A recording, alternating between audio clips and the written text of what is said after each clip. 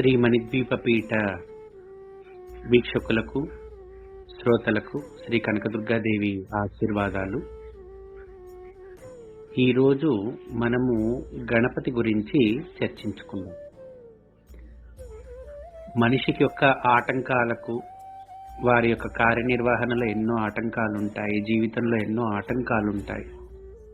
ఇప్పుడున్నటువంటి మానవుని యొక్క అవసరాలకు కానివ్వండి, కష్టాలకు కానివ్వండి, వివిధ రకాల సమస్యలకు కానివ్వండి, రకరకాల సాధనలను, రకరకాల పూజాదులను నిర్వర్తిస్తున్నారు.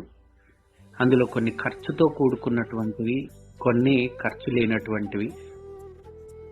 కానీ మన భారతీయ సంస్కృతిలో మన వేద ఋషులు ఇదివరకే సులభమైనటువంటి ఉపాయాలను తెలియజెప్పారు. ఏ భగవంతునికైనా కానీ పరిపూర్ణమైన మనస్సు కావాలి. పరిపూర్ణమైన మనస్సుతో మనస వాచ కర్మణ ఎవరైతే ఆరాధన చేస్తారో అటువంటి వారిపైననే భగవంతుని కటాక్షం ఉంటుంది. అటువంటి కటాక్షాన్ని పొందటానికి ఏం చేయాలి? మనస్ఫూర్తిగా భగవంతుని దగ్గర మనం ఏది దాచాల్సిన అవసరం లేదు. ఇతరుల వ్యక్తులతోనైనా ఎవరితోనైనా మనసులోని మాటలను దాచవచ్చు, కర్మలను దాచవచ్చు, కానీ భగవంతుని దగ్గర ఏ విధమైనటువంటి వాటిని మనం దాచలేం. కాబట్టి మనం మనసులోని భగవంతునికి తప్పు చేస్తే తప్పు చేశామని చెప్పుకోండి, ఒప్పు చేస్తే ఒప్పు చేశామని చెప్పుకోండి. భగవంతుని ఒక బంధువుగా మాత్రమే ఆలోచించి సేవ చేయాలి తప్ప ఆయనను ఒక దేవతగాను దూరంగాను పెట్టి రకరకాలుగా చేసేయడం అనేది కుదరదు. మనస వాచ కర్మ, మనస్సు చేత కానీ, వాక్కు చేత కానీ, గమనం చేత కానీ ఆయన పైన ధ్యానాన్ని కలిగి ఉండి చేసేదాన్ని భగవంతుడు స్వీకరిస్తాడు. అలాంటి స్తోత్ర పర్యాయాలు మన వేద ఋషులు ఇచ్చినటువంటి స్తోత్రము సంకష్టహర గణపతి స్తోత్రం. ఈ స్తోత్రాన్ని ఏ కార్యక్రమాన్ని ఆరంభించడానికైనా కానివ్వండి, ఏదైనా చేసుకోవడానికైనా కానివ్వండి, ఎటువంటి సమస్యకైనా కానీ మీరు ముందు కార్యాచరణలో ఈ యొక్క స్తోత్రాన్ని అనుకుంటే వారికి ఆ కార్యక్రమం అనేది దిగ్విజయంగా సాగుతుంది. కొందరికి విపరీత కష్టాలు ఉంటాయి. ఆ కష్టాలు తీర్చుకోవటానికి కూడా ఈ స్తోత్రం చాలా శక్తివంతమైనటువంటి స్తోత్రం. ఎందుకంటే కలౌ చండో వినాయకౌ అని ఒక ప్రతీతి. కలికాలంలో తొందరగా పలికేటటువంటి దేవతలు ఎవరు అంటే చండీ, వినాయకుడు అని పేర్లు. చండో వినాయకు అని అంటారు. కాబట్టి వినాయకుడు అగ్రపూజ్యుడు, అగ్రగణాధిపతి. ఆయన యొక్క కృపా కరుణా కటాక్షాలుంటే సాధ్యపడినటువంటిది ఏదీ ఉండదు.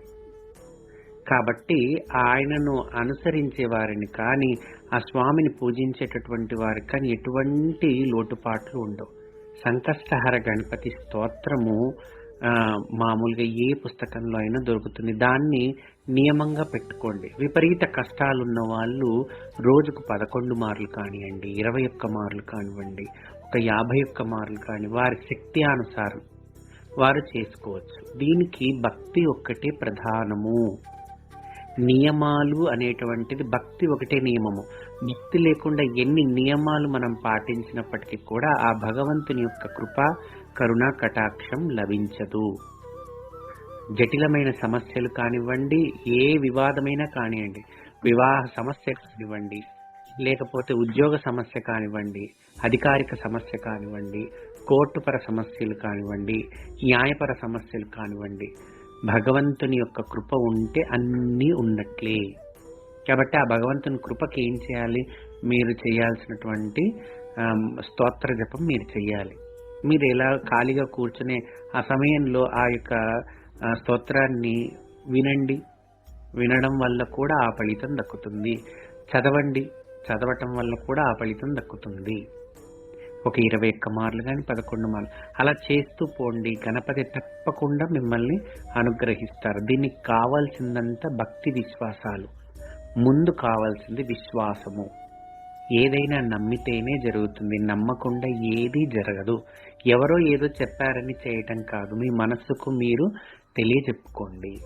ఏదైనా కానీ భక్తితో, నమ్మకంతో చేయండి. నమ్మకాన్ని మించినటువంటి అస్త్రం కానీ, నమ్మకాన్ని మించినటువంటి గొప్ప ఔషధం కానీ ఏదీ లేదు. నమ్మి చేసే ఏ పనైనా కానీ తప్పకుండా జరుగుతుంది. శ్రీమాత్రే నమః.